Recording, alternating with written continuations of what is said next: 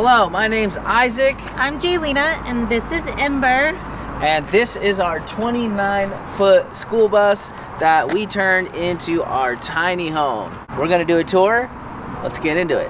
We are gonna get into the exterior of the bus, so let's hop right into that. As you can tell, this is not a school bus yellow school bus anymore, so we painted it. This is an automotive paint, and we used a semi-gloss. We were going for a tan, ended up kind of being a tan, but not really. And then we decided to put these stripes on it, which I think gives this bus so much character and saved the paint job, in my opinion.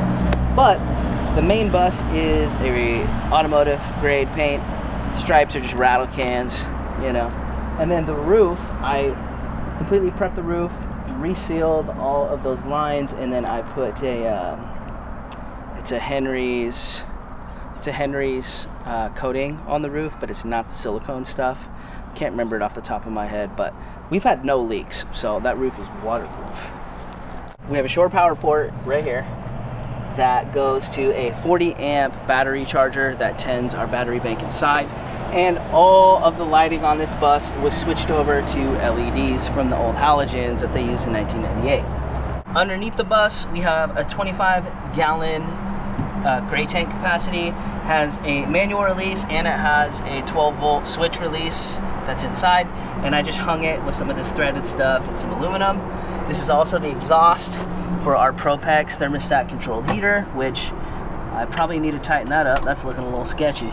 And then we mounted our propane tanks down here with a Schoolie.com bracket, and you can get this anything that I got from Schoolie.com off their website, and we have a discount code available. It will be in the description below. Rec Pro water heaters. They run off propane.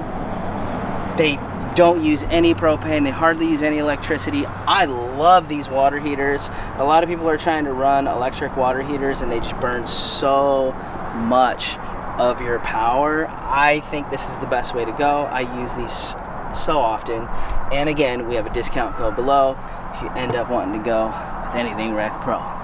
Let's go. This is the back of the bus, and again, we got more LED lighting going on. We use Schoolie.com flasher deletes to delete the flashers, and we got a backup camera because anything this big, or any bus in general, I really recommend getting a backup camera so you can kind of see where you're going. Hack: if you have a Bluebird bus, Schoolie.com makes a Bluebird backdoor lock tab. I like it. This is the last side of the bus. Let's just hop through it real quick.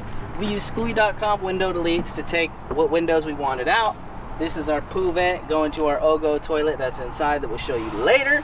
This is our water fill, which is pressurized, which is a little different than what most people do. We have some under storage right here, and we have more under storage over here.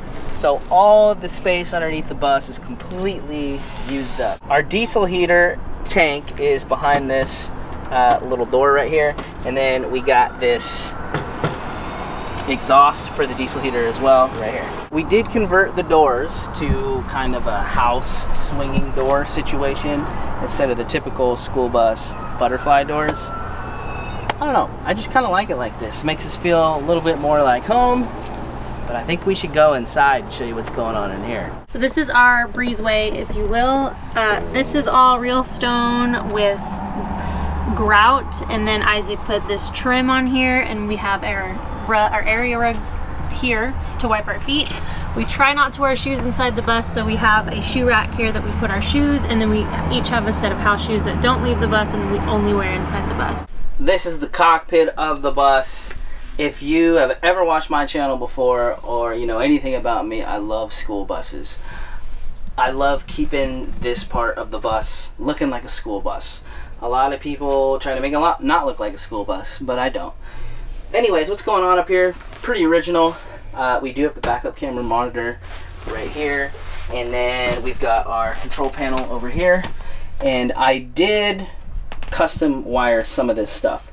So I've got our off-road LED switch right here that I used an original bus switch. We have our marker lights here, and I put our DC to DC charger, which I'll talk about later during the electrical. I ordered brand new Bluebird switches so that it would match, And the DC to DC can turn on here and turn off here manually. And I can also cut the juice in half, so I'm putting less strain on the alternator, just a little bit more control. Up here we replaced the old school bus fan with this, I forget what they call these, but I love these fans, and we'll put links in the description to all the stuff we use in this bus. So if you like anything you see in this video, we'll have discount codes, and we will have links to everything that we used available in the description below. Anyways, one of those fans right here. This was actually Jaylina's idea to use corkboard. We cut access holes so I could get to the wires behind us if we ever need to for any reason. And then we got this sweet 12-volt Furrion TV, and it definitely gives us a vibe up in here. We can watch YouTube videos, whatever we want to do. And it doesn't draw anything, honestly. So it's not a strain on the system. So with that being 12 volt, that's a big difference in that being 110, running your inverter 24/7. This thing is a hack. We love it. Oh yeah, there's a cat bed right here for when the cats want to chill when we're driving, but they're usually scared and they hide, typically. This is our love seat slash desk. So we got this sweet little piece of cedar that we live edged. No, this sweet piece of cedar live edge that we epoxy. We have it on a Lagoon table, and we work on computers a lot. This can completely remove if we want it to. We put it there typically when we're parked up a lot. And then this right here is a seat belt going this way. So we have a daughter that's in a car seat, and we basically made this seat belt so that it could be a car seat belt. And we put her car seat right here. And Jaylina sewed all these cushions, but we'll talk about that later. And then we have another passenger seat belt here, but inside this love seat is where the magic happens. Let me show you. This is where the electrical system's at, which I know a lot of you people out there want to see that. Let's come check it out. Boom. Now in here we have two 12-volt fuse blocks. I usually never need more than one when I build a bus, but we have so much in here that we filled two of these, and I actually added a third somewhere else. And they're both on kill switches. We have a 60 amp charge controller from Renogy. We have a 60 amp DC to DC charger so that the bus can charge our house system when the battery or when the vehicle is on. We don't depend on solar. We got 3,000 watt inverter, and then this is our 40 amp DC to DC battery charger when we do have an extension cord available. That's the heart of the electrical right there. And then over here we got some switches. So we got a 110 outlet over here. We've got 12 volt switches here. This is our 110. We can turn that on and off. This is the house lighting up here on dimmer switches. 2 zones. We have a zone here and a zone in the back. We got more outlets on the other side of that love seat as well. And we are running so we do have mobile internet. This is Unlimitedville. I have a discount code in the description below. You're probably going to hear that a lot. I mean, it works pretty great, but the catch is this only works when you have cell phone service. So if you don't have cell phone service, you're not going to have internet. But it works pretty good for us. The other part of the electrical system, I guess I should show you that I didn't mention. That's the heart of the electrical system, but this is like the bank account of the electrical system. And it's a little dirty in there, but that is 800 amp hours of Dakota lithium batteries. I am a strong believer in the solar on your roof doesn't matter that much. The battery bank is more important because sun's gonna come and go, right? And there's a lot of times when your battery's full and that juice is just going nowhere. So if you have a gigantic battery bank, anytime you got sun, you can charge it up, and then you can draw from it longer. So we love these Dakota lithium batteries. They are a sponsor of this bus build. Super shout out, discount code below. And then we got it on this quick little handy dandy, just pop it in and out cover. We added some more corkboard here. Isaac wanted to do something else, and we actually wound up not having enough material. So I thought it would be cool to just add more corkboard. So this is kind of our sticker, friend sticker, whatever you want to call it. We just put things we think are cool up there. adds a little more character. Moving on into the kitchen, this is one of my favorite parts of our build. We have open shelves. We didn't want to do closed shelves because we just prefer open shelves. We just keep all of our coffee stuff, just different food, snacks. We got Ember's baby food up here, and we also keep our toothbrushes up there because we brush our teeth in the sink. We did this huge cedar live edge slab that we bought locally in Eugene, and Isaac did epoxy, a few coats of epoxy on it, and we absolutely love it. We're really glad that we went with this route.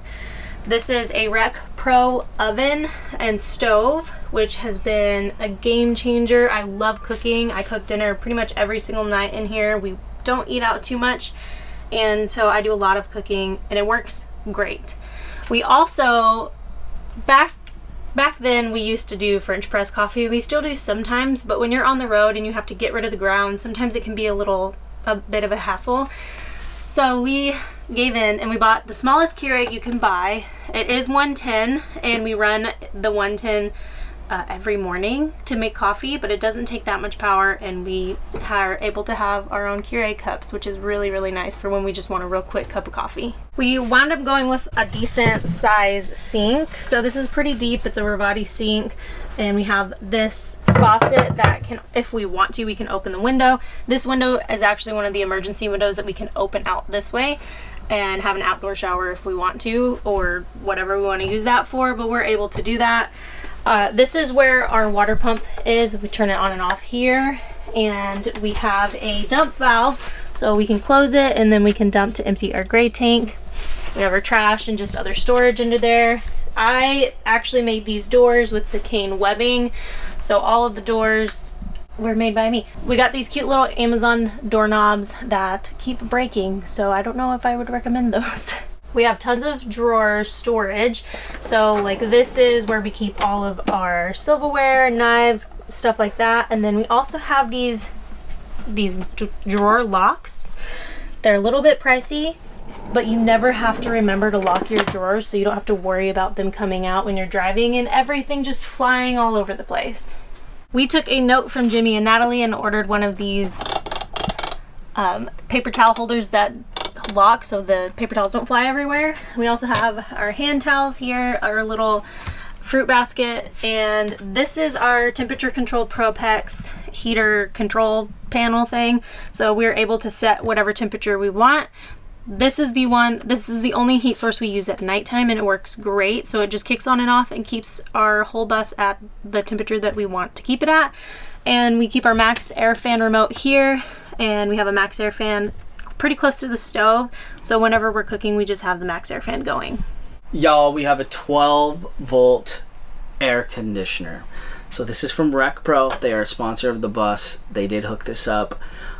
We've tested it, but it's winter, so we haven't really ran it, so I can't give you, like, you know, my opinion on it really yet. But we've turned it on. It works great so far, and we're pretty hyped to have an AC for when the summer does roll around. Let's go this way. 12-volt Rec Pro fridge freezer. Now, I've used the chest style fridges in a lot of buses. A lot of people use the chest style fridges. They work really great, honestly. But I don't know, Jaylene and I don't know, we've been doing this bus life thing for a minute, and we really wanted like a regular fridge that like stands up. So check this out. It's like, it worked, and it's 12 volt. So a lot of people, when they go this route, they go 110, which destroys your battery bank. This is 12 volt. So far it's been working great. It's like a real fridge. Look at this freezer, y'all. We got ice cubes. We put ice cream in there all the time, even though we shouldn't be eating ice cream, but ice cream does go here every other day or so. But I mean, honestly, after coming from chest style fridges in so many builds to going back to a stand-up, I think I'd be hard pressed to go back. Check this little hack out though. When we're driving, boom, Rec Pro includes this little lock to keep your fridge from opening. Above, we got all kind of spices and stuff like that. Down here, we call this our pantry. There's oatmeal that I should eat more, and some other knick-knack patty wax. Bam! This is the vent for our thermostat controlled Propex heater. We have 3 heat sources in here. We have the Propex propane, which is in the middle of the bus, and in like the sleeping section we run while we sleep. We have a diesel heater back up front that we run when we're hanging out during the day, because we're honestly typically not back here. And then we have an emergency heating source, which is the wood stove. So if 2020 ever happens again or comes back to get us, we can be off grid, heat water, cook, be warm. Now let's go this way. All right, check this out. We'll start here. This is a Glamma Marine hatch for the roof in a Schoolie.com plate, I guess you would say. And eventually we're gonna have a rooftop deck up there, but this is gonna be a way to access it. And Jaylena and I are both like professional social media people, I guess you could say. So lighting is everything. That's why we have 2 skylights. We have a white ceiling, and we really pay attention to lights, because you need light for cameras to look good. So that's what that skylight's about. As we go over here, this is a closet. I live with 2 girls, so we needed a big closet, right? We open this up. Jaylena has 75% of the closet, and I have 25% of the closet. And you can also tell that I live with a girl by the way that closet doll looks right there. So we're gonna end up switching this out to metal eventually, but we're gonna ride it till it breaks for now, you know what I'm saying? And then we've got, I guess we would call these a dresser, and I got the top drawer. Jaylena's got the bottom. I'm not gonna open it because I don't know what she's got in there, you know what I'm saying? So this is one of our favorite parts of the build. It is truly a luxury in van life to have a shower, and a shower with hot water. So this is Dumawall. We did that instead of doing like tile or wood. It's completely waterproof. I actually did this, and it was only a little difficult because of the curves, but if you were doing a square shower, it'd be really easy. This is a Moen shower head, and we control the heat through the water heater. And then so whenever we turn it on, the water's just as hot as we want it to be. And then we have a stainless steel shower pan, and we get those custom made from Our Way to Rome. And this is a teak mat that we have on top. I really like the teak mat because I'm sure the shower pan gets really cold since it's metal. So the teak actually keeps us from having to touch the metal, and it's really nice. All the water just runs through the bottom. We have these cool excuse me, we have these cool little soap dispensers. This one's mine, this one's Isaac's. And then our little shelf here, Isaac has a mirror in here so that he can shave if he wants to. We have a 6-inch max air fan vent with a light, which is really cool to have. We do have another light in here, but we hardly ever use it. We just use mostly just that. We do keep our Swiffer sweeper in here. That it's either in here or in the toilet area. And then we do have a little squattle stool thing here. We keep that in here to get out of the way, but sometimes we do have it out if Ember's in her crib area and we want to sit next to her. We just sit on that, and we can play with her, be with her, put her to sleep, whatever we need to do. And when we want all of that stuff out of the way, we just put it in the shower. This is a Nautilus shower door. It's retractable. This was super easy to put together, and it's been really just nice to have. So that is our shower. Oh, so I forgot to mention our towels. We just actually keep them right here when we are, you know, not showering. And then that way they can dry and stuff. So pretty easy, pretty basic. So moving on, this is our bed. It's a full-size mattress. We have a huge storage bin here that is divided. Isaac and I each get a section. At the end of that, we do have some plugs. So we have 110, lots of USB, USB-C, and we can turn that on and off. We have, Isaac has a storage up here, and I do have some stuff up there too.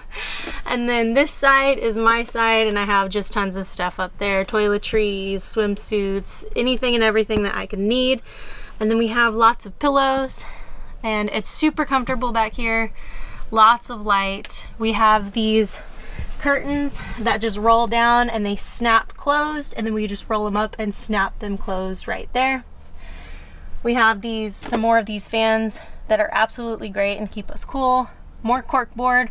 You can actually take this off so Isaac can get to any wiring in the back. This is the light switch and the dimmer for the back section lights. And then underneath we have a ton of storage and a 100-gallon water tank. Ladies and gentlemen, this is a toilet. This is the pooper. Now, this is an Ogo composting toilet.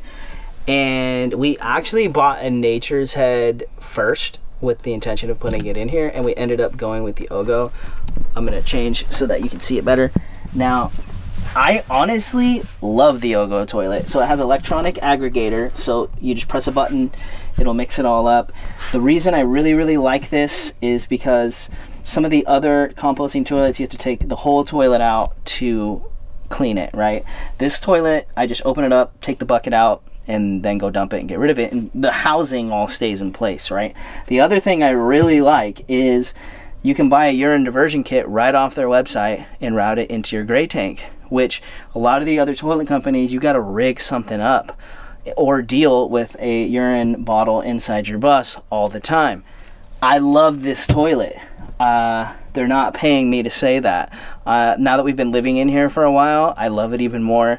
Discount code below, but love it. The way I frame my buses is I don't use 2x2, I don't use 2x4. I typically 3/4 frame everything with 3/4 plywood, just because you're losing less space. Think about it. 1.5 2x3 and then 3/4 plywood, like it adds up a lot versus just 3/4 inch. So the reason I'm talking about that is the stall is just 3/4 ply framed, and then Jaylina put some cedar on here just to give it a little bit of vibe. And Jaylina's did a lot of the decoration, so as you can check out in there. Oh, the other thing I should mention is we do have a light in here on a dimmer up there. Our door is just I don't know, macrame or whatever. That's a Jaylina thing right there. One of the things I will mention is we've been putting toilet paper in the composting part of the poop side, and I think we're gonna start putting the toilet paper in this little trash can. So that's our toilet paper trash can. That way we can just keep the compost with the turds isolated. So this is a very special little spot. This is our daughter Ember's room, her space. We didn't necessarily want to do like a crib or something really small. We wanted her to be able to grow as big as she's gonna be and be able to always live in here and have her space. So Isaac and I could both fit in here like comfortably, so sometimes we do actually hang out in here with her. But we have this cool little thing, it's from Circos, but it screws into the actual frame of the bed, and then it locks on top. But we can got caught on the fairy lights. We usually keep it down like that, and then at night when Ember goes to sleep, we put her to sleep, and then we can lift this up, lock it, and we know that she is safe in there and she's not going to get out of her area. So I think this is just an RV sized bunk. So she's got enough space to grow in here. She's got lots of pillows, blankets. Usually the stuff's moved when she's asleep, and she doesn't really have anything around her when she's asleep. She also has the same type of curtain that drops down and snaps. She has, right here, we just use this for storage because she's not long enough to reach back here, but we have her diaper bag, her little Bumbo high chair seat, extra blankets, toys. She keeps her stuffed animals up here. She has a whole closet space and upper storage, so we have rags, bibs, pants, socks, and then this is her changing area station, so we have wipes, diapers, all that. We also have this roll of Reflectix that I just keep back here, and at night when we're getting ready for, before we start getting ready for bed, I usually put that up in the skylight area so that in the morning the light doesn't wake any of us up, primarily Ember. So Ember does have a light in here also, and it is also on a dimmer, so at night she has, if we want, she has plenty of light.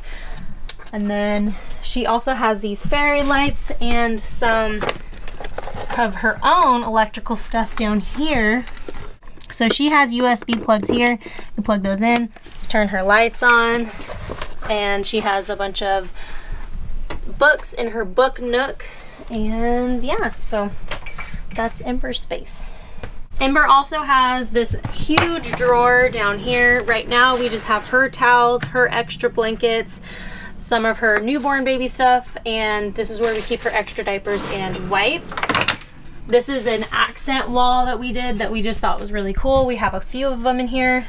I thought that the cats would like a cat scratching post, but we didn't want one that was going to be in the way, so I have a few of these just hanging on the walls. We have a mirror so that we can, if we're getting ready for the day, we can see our full length in there. Just more decorations. And then if we scoot over here, this is where we have our kitty litter box. We actually have 2 cats, and I can open this up. Their litter box actually pulls out, and I clean it, push it back in. Easy peasy. And then over here, just in front of the fireplace, is where we have their food and water for right now. This is not a permanent solution for where we're going to keep their food. I think once we start getting firewood in the firewood place, they're not going to be able to get to their food, so we'll probably keep it somewhere else, maybe in the front, but right now that's where we keep their food and water. This was one of my non-negotiables, the wood stove. I had to fight Jaylena tooth and nail to get this in here, because this was going to be a flip down desk or something else. But I'm like borderline a prepper, kinda, and I'll never forget when 2020 happened. I had a bus, and like I thought the world was going to end. And I was like, I'm in a good position having a bus. I can just roll out into the woods and I got a house when everybody else is going to be fighting each other down in the cities. But then I realized that when I ran out of propane, I just had a metal tent. And I was trying to put a wood stove in that bus, but if you don't plan for this out the gate, like it's hard to like fit it into a build. So this is one of those things that I really, really wanted in this bus, so that if for some reason something happened, we could be 100% off grid. We could heat our bus with this, we could heat water with this, we could cook with this. So now we have shelter, and you know, we have a way to live. Anyways, I'm a firm believer in the wood stove. This is a dwarf 4K tiny wood stove. And then we built this little whatchamacallit on there, little stand for it, and we have a piece of cement board down here, and then we tiled over that because it's not flammable, and then we tiled the back there, and then we have the heat shield kit that you can get from Tiny Wood Stove around it, and we made this custom heat shield kit that we just used with ceramic spacers. So basically we did it the right way. All the clearances are safe, everything's good, and you know, when 2020 ever comes back to get us, we'll be all right. So this is our main like living room area, and this couch actually pulls out to pretty much a full-size bed, and it's one of our favorite features of the entire build. We use the pull-out couch literally every single day, and we all hang out on it. And the front of the pull-out here, we have a handle, so it's actually on 500-pound sliders. So we have a lock that you just push down and then you pull it out. And I did teeny tiny half rounds across the entire thing. Here we have a huge drawer storage. We usually keep like our electronics in there. This is the diesel heater and the diesel heater control. Like Isaac said earlier, we primarily use the diesel heater during the day if we need to, and the Propex at night. And of course we have more outlets for 12 volt, lots of USB, and a car charger. And then over here we also have just more storage. We don't really have anything in there right now except Ember's Johnny jumper that we don't have hooked up yet, but hopefully we will soon.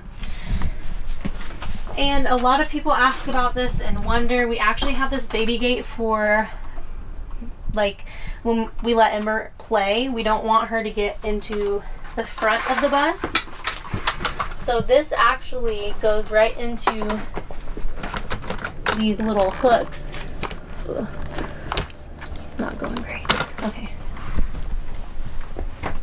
So these actually go into those little hooks, and then there's hooks on this side that it goes into, and it locks. So she can't get into the front area because we don't want her, one, falling down the stairs, or being up in the front where all of the controls are. So that's great, and it locks here, so you have to pull it down like that in order for you to actually get it back out.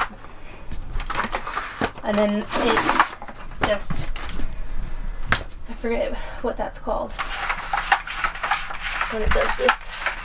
Scissors. No, it's not scissors. Anyways, it closes back up, and right now we're keeping it behind the wood stove, but that's not where it's going to stay because the wood stove is going to be hopefully lit up pretty soon before the summer starts.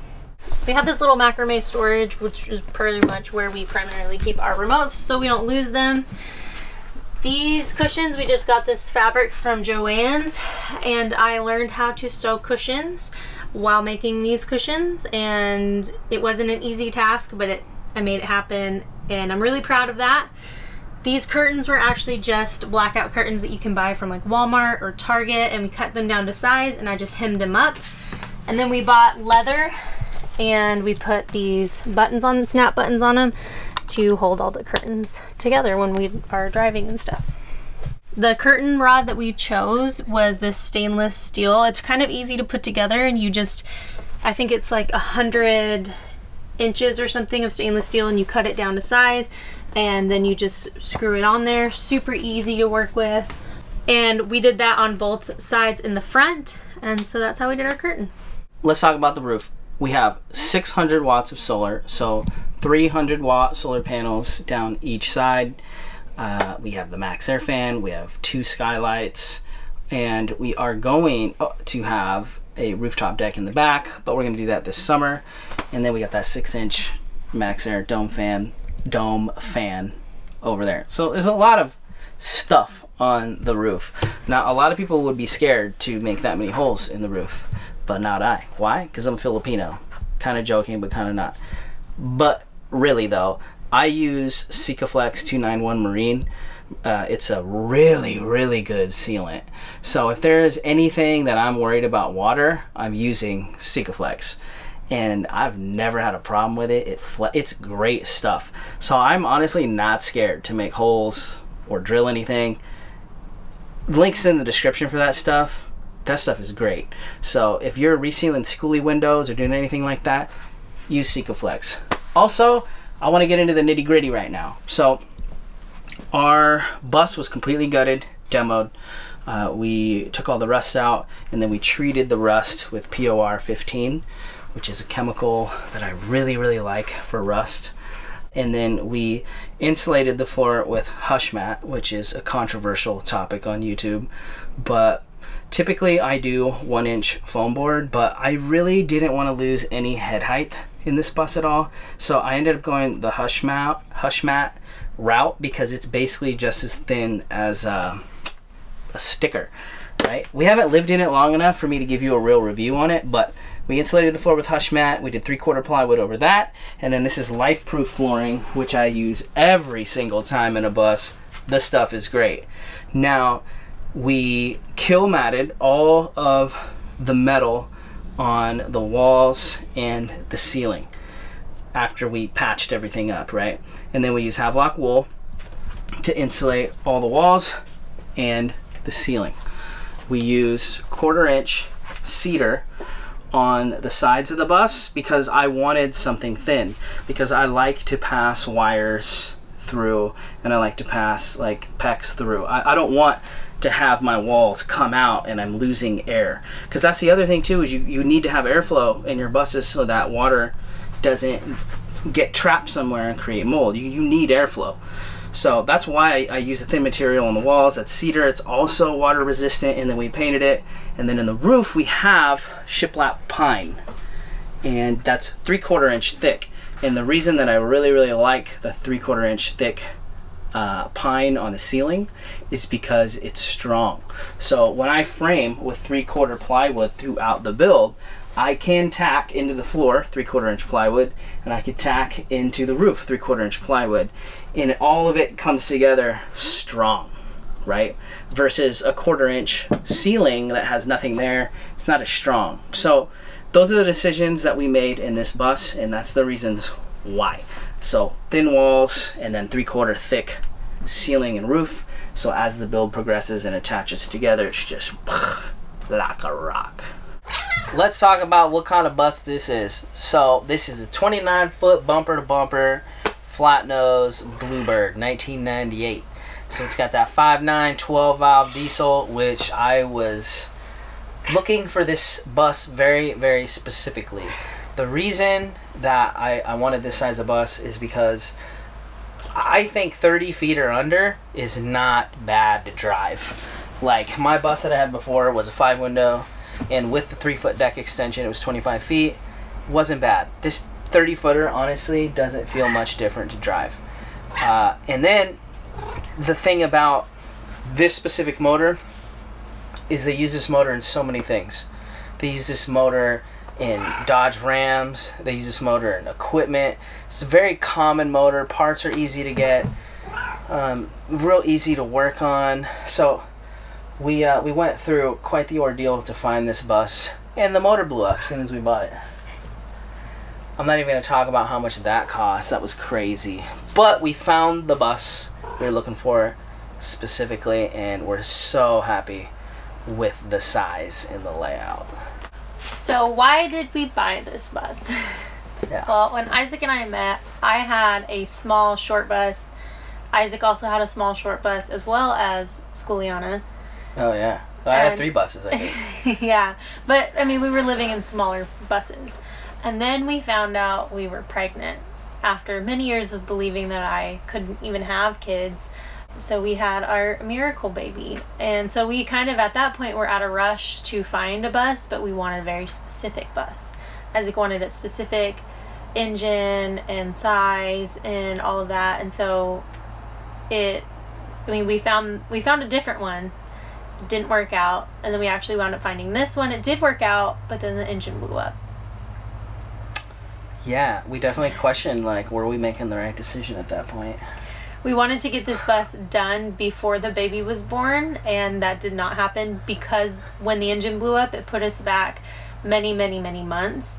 And so we did have to find temporary housing while this bus was being built. But now that it's built, Ember's 9 months old. And so we're a little behind schedule, but we made it happen, and we're just really excited that it's done and we can enjoy the fruits of our labor. Yeah, and we should talk about like how I have no idea what it costs yet. Like, we just finished it pretty recently. I have not added it up, but honestly I don't think it was that bad either, though. Minus or not including the engine. Like I know people who spend crazy amounts of money on their build out buying super expensive things. Like I know people spending $14,000 on their electrical system, like on average, and our electrical system is not that at all. Like a lot of this stuff was sponsored in here, but even without that, I don't think this is it's definitely a luxury bus, don't get me wrong, but it's definitely not one of the most expensive buses if you went to go build this yourself. And it's not like we just like it like this. I like the things in here. I like how efficient and simple. A lot of people say this is a very simple bus, and it really is, you know, because we don't want it to be a puzzle piece. We don't want to have to do a bunch of puzzle stuff to use anything, or we don't want the electrical system to be insane and then I can't even figure out how to fix it if something happens. We want everything to be simple and easy. You know, we want to live, not spend our life tinkering on things. Yeah. So that's that. For the last few years, Isaac has been basically stuck at the shop building buses, and I've also been building buses, I guess, too, for a couple years now, aside from traveling.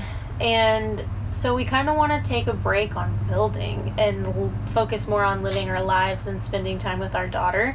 So I think our plans from this point going forward, we have one more bus that we're going to build and sell, but it's very small and it's already halfway built pretty much.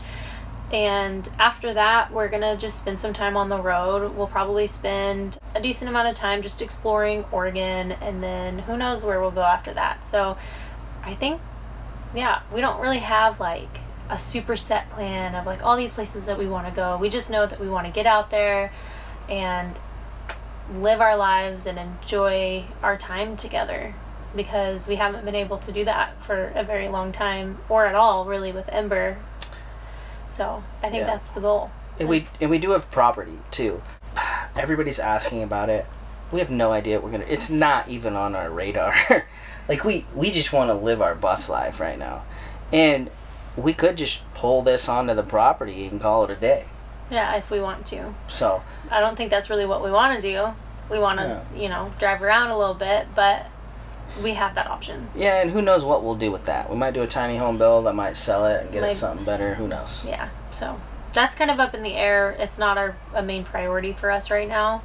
But yeah, I know a lot of people ask about that, and so that's the answer to that question. Let's talk about money on the road. So a lot of people, you know, are wondering how we make any money.